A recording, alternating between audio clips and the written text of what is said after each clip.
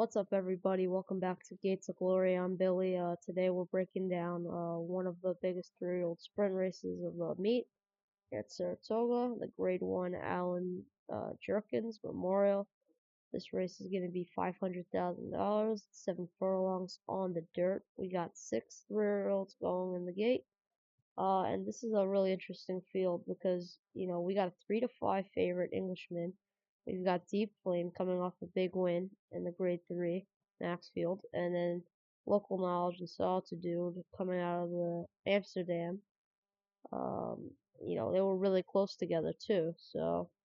And we've got 2 to 1 long shots in Stick Up Without a Gun and Amberjack. Today I'm going to be going horse by horse, and I'm going to give you their career record, the career earnings, jockey, trainer, and the Beyer Speed Figure, the biggest race, and what I like to do, what I like and what I don't like, and how I think they fit in this race. And at the end, I will give you my top 4, my winner. So let's get straight into it. We're gonna start off with the rail horse, and this is gonna be Stick Up Without a Gun, 30 to 1 from the post, +1. Manny Franco aboard for trainer Ilke Kantermachi. This is newly claimed for Ilke. So yeah, Kenny McPeak had this horse for a long time. So coming in this race, Stick Up Without a Gun has 8 career starts, 3 wins, no seconds, and no thirds. He's got some experience here at Saratoga, and his most recent was on August 14th. That was his most recent win for trainer Kenny McPeak, which was very exciting. I was there for that. That's something I like. He started his career at Saratoga going a mile on the 16th, and he finished 6th. 2 weeks later, he went back and did 6 furlongs, broke his maiden by a length. Then came a huge class jump in the Grade 1 Champagne and finished 8th. Then he returned back at Aqueduct going 7 furlongs and finished 3rd. Then he got back to winning at Belmont, taking a 1 mile race. So this horse has had various distance throughout his career. And then he finished last in the Mike Lee at Saratoga. He went to the New York Derby and got 4th. And then most recently, obviously, his Saratoga win, where Ilke then claimed him. So there's definitely some positives. He's coming into the race off a win, which is always nice to hear. He's got the rail, which is I think is actually good. So ground saving, I think, would be nice for him, and to save speed and energy. He's got Manny Franco aboard. Great jock. But here's the problem. This is a big Aspen class. You're in Grade 1 company, so he's going from starter allowance type victory. Into a race against you got Englishmen. Deep Flame, Local Knowledge. Salted Dude. So. I don't, his previous races have not really showed me too much that he's ready for this race. So at 30 to 1, I understand why he's at this price. So I think he needs obviously his career best race just to even get in the conversation. So for me, he's not even, I think we'll finish in the money. Now we will be moving on to post position 2, Deep Flame, trained by Brad Cox, Flavian Pratt board. D-Flame has only raced 4 times. He's currently 3 to 1. He's never finished worse than second. He started his 2026 campaign back at the fairgrounds going 6 furlongs, and he finished second. Then he went to Keeneland, going 6.5 furlongs, stretching out that extra half a furlong, finishing second again. Then on May 17th at Churchill, everything came together, broke his maiden by 7. And then came the biggest race of his career, Grade 3 Maxfield at 7 furlongs. And he won that race, first stakes race. He dominated it actually, won by 5 3/4 of a length. And he won 7 furlongs in 1 minute and 21.43 seconds, and he earned a lifetime best 103 Beyer Speed Figure. That is the number I really want to focus on. A 103 Beyer is a serious number for a 3-year-old sprinter. And the other thing I like is the progression. Second, second, 7 length maiden win, and then a 5 3/4 length grade 3 win. He's improving, and now I think Cox gives him Flavian. Brad Cox gives him Flavian. That's a very serious jockey trainer combination, if you ask me. And my biggest question is that Maximal performance translates against Englishman. This Englishman has already proven himself at Saratoga and at this distance before. Z-Flame already has shown that 7 furlongs though is no problem. You know, he's tactical, he's consistent, and he's coming into this race with a ton of momentum. So I think Z-Flame is the biggest threat to Englishman. If Englishman doesn't run his best, Z-Flame is the horse I think that can take advantage. He's definitely going to be my number 2 in this race.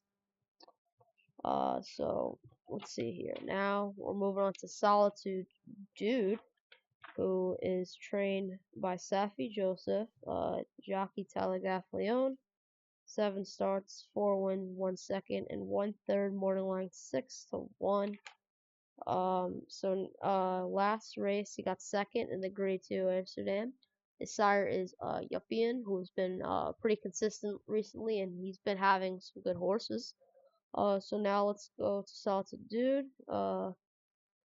So yeah, I mean he has a ton of one-turn experience, and this is also where the distance is really important to this horse. And I think that's where he's comfortable. The one turn. He debuted at Gulfstream going 6.5 furlongs, won by 9.5 lengths. Then he went over to Tampa Bay and won the inaugural stakes by 8 lengths. Then he went back to Gulfstream and won the Swale going 7 furlongs.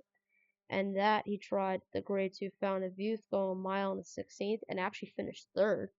And that race showed us something. 2 turns probably isn't where the horse wants to be. He came back in April in the listed Bay Shore, going 7 furlongs and won. Then came to the Woody Stevens Saratoga, and that's where Englishman absolutely exploded, where he won by 5 3/4 of a length. But I don't want to completely throw Solitude Dude out because of that race, because came back in the Amsterdam on July 31st. He went 6.5 furlongs in the Grade 2 Amsterdam. He got in a serious fight with Local Knowledge down the stretch, the 2 horse battle all the way to the wire. Local Knowledge got his head down first. Solitude Dude finished second, and he earned a 103 Beyer. So there's definitely something to like. He's proven that he's a one-turn horse, so I think the distance for him is pretty good. And 1 turn, he has already won at 7 furlongs, and he just proved that he can battle with a Grade 2 winner. And this is why I have him fourth. Englishman already beat him uh, decisively, excuse me, in the Woody Stevens, and Local Knowledge just beat him in the Amsterdam. So then you got D-Flame coming off a huge Grade 3 win.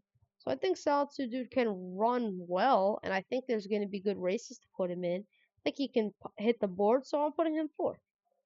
So now it's time for the horse everybody's been waiting for. This is Englishman, 3-5 favorite, post 4. Jose Ortiz, Cherie DeVoe, and honestly, there's a reason this horse is 3-5. Englishman has raced 4 times, 3 wins, 1 second, 0 thirds, and he's never finished worse than second. He debuted at Churchill going 7 furlongs and won by 7 1/4 of a length. Then he came back to the Fairgrounds going 6 furlongs and won again. Then he stretched out to a mile for the Grade 2 Pat Day Mile. He set the pace well, but finished second to Crude Velocity. Then came to Saratoga, the Grade 1 Woody Stevens. Englishman pressed the pace set by Solitude Dude through a first half mile in 43.997 seconds. Then he absolutely exploded. He won by 5 3/4 of a length. He ran 7 furlongs in 1 minute 20.40 seconds. That tied the Saratoga track record, and the performance earned him a 115 Beyer Speed Figure. Honestly, well deserved. His Equibase speed figure for that race was 120. So let's be honest, Englishman is gonna have to be the horse to beat. He's already proven 7 furlongs. He's already proven Grade 1 company. And he's already proven Saratoga. So, and he's already beaten Solitude Dude, in the Woody Stevens. He's also coming in this race with a career record of 3 wins from 4 starts and over a $500,000 in earnings. The one thing I don't love is the price, 3 to 5. 3 to 5. Not asking whether Englishman can win. Of course he can. I'm asking whether he's going to be good enough to justify that price. But if Englishman runs his Woody Stevens race again, I don't think anyone really can beat him in that field or even get close to him.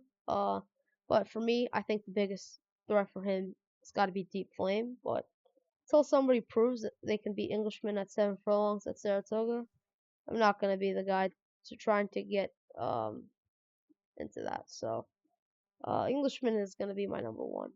Now let's talk about local knowledge. He's 4 to 1 from post 5 with Johnny V aboard for Todd Fletcher.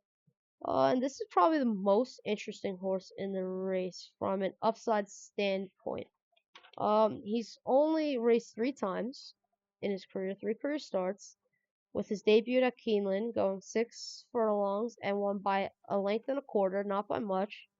Then he came back at Saratoga on June 6th and finished third in allowance race, going 6.5 furlongs against the older colts.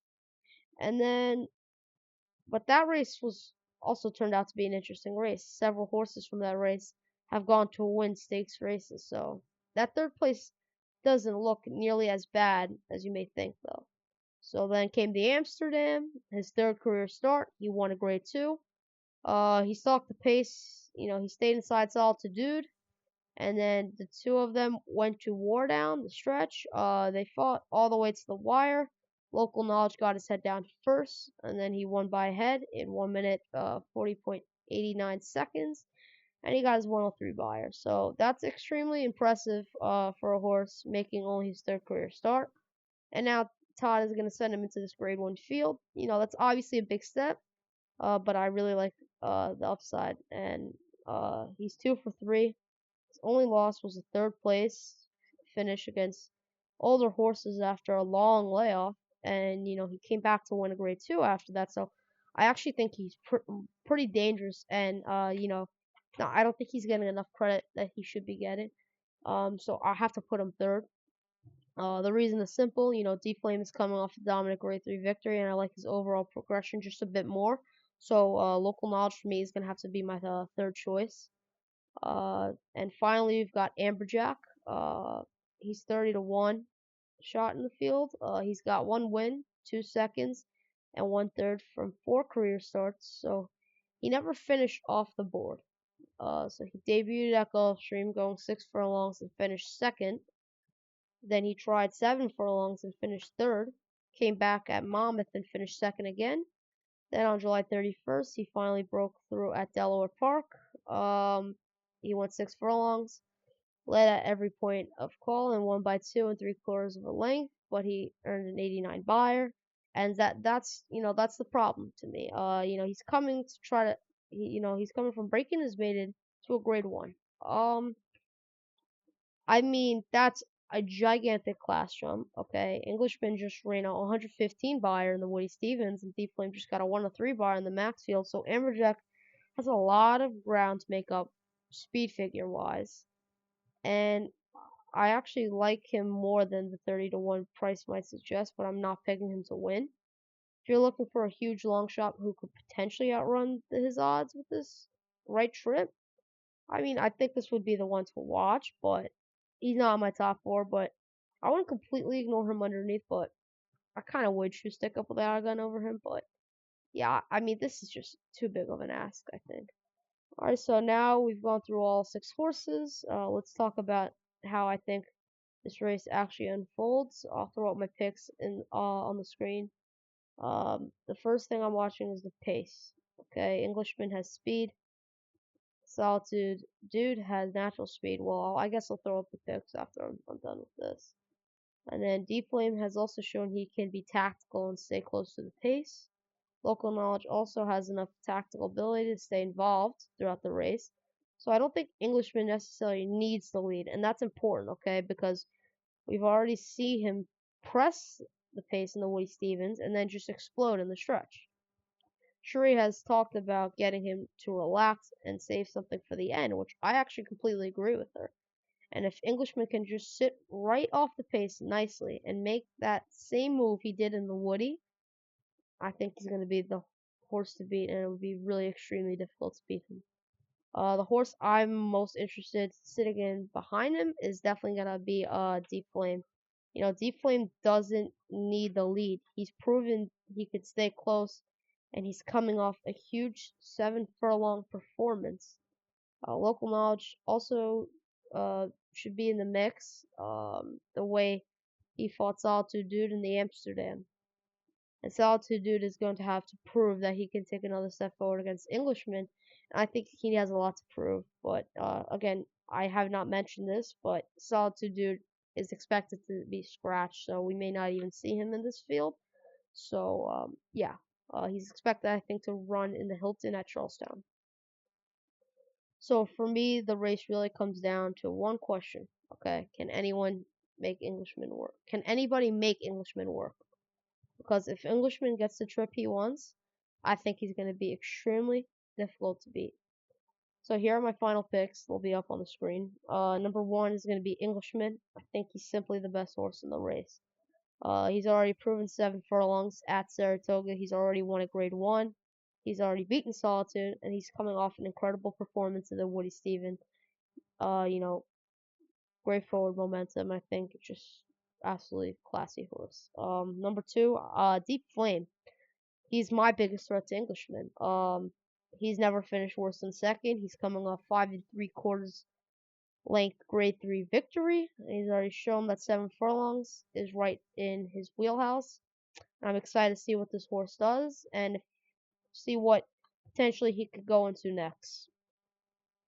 So number 3 for me is going to be local knowledge. I love the upside. Only 3 career starts, 2 wins, a Grade 2 victory, and a strong 103 Beyer in the Amsterdam. I think he's dangerous, but I'm not quite ready to put him ahead of Deep Flame. So that's my reasons. And then number 4, Solitude Dude. He's proven one-turn horse, but he's already won at 7 furlongs, and he just finished second in the Amsterdam. Who do you think is gonna win the Allen Jerkens? Is Englishman gonna prove why he's the favorite, or somebody finally ready to knock him off? Please let me know what you think in the comments below. Please subscribe, and we're gonna keep breaking down some big races. And I'm Billy, and thanks for watching Get to Glory, and I'll see you in the next one. Thank you for watching, everyone.